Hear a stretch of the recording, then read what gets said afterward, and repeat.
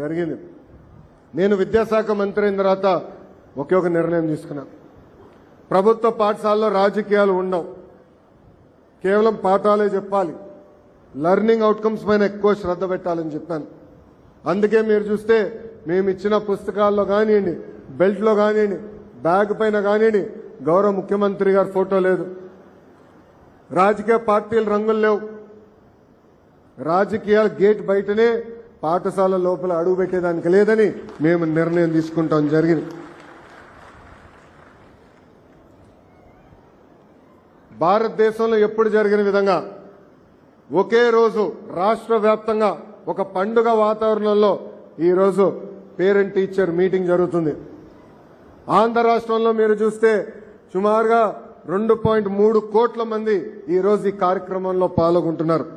ఈ కార్యక్రమంలో ఉపాధ్యాయులు, తల్లిదండ్రులు, అదేవిధంగా అధికారులు అందరూ కలిసికట్టుగా మన పిల్లల భవిష్యత్తు కోసం అనుసంధానం అవ్వాలి.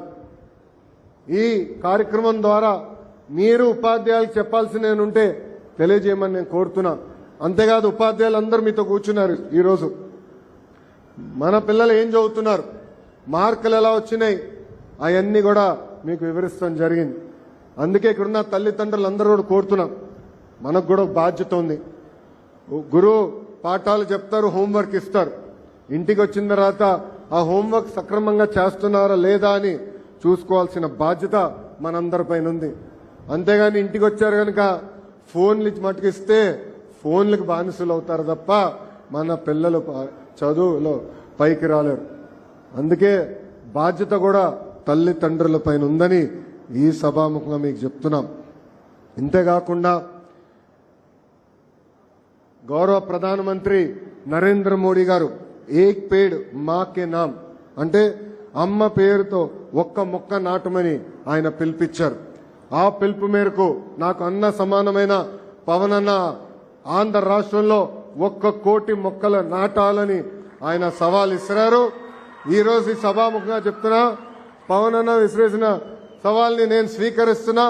ఒక్క విద్యాశాఖ ద్వారానే 1 కోటి మొక్కలు నాటి 3 సంవత్సరాలు ఆ మొక్కలు పెంచే బాధ్యత మా పిల్లలు తీసుకుంటారు. అందుకే మన పిల్లలకి గ్రీన్ పాస్పోర్ట్ ఇచ్చాం. ఆ గ్రీన్ పాస్పోర్ట్ లో ప్రతి సంవత్సరం మొక్క పెరిగిందా లేదా, 3 సంవత్సరాలు అయిన తర్వాత హెడ్ మాస్టర్ గారు ఆ గ్రీన్ పాస్పోర్ట్ లో సంతకం పెడతారు. ఎందుకంటే మన పిల్లలకు బాధ్యత పెరగాలి. మొక్క చూసుకుంటూ అనేది ఒక పవిత్రమైన బాధ్యత. ఆ బాధ్యత పెంచేదానికి ఈరోజు మన పిల్లలకి గ్రీన్ పాస్పోర్ట్ కూడా ఇస్తాం జరిగింది.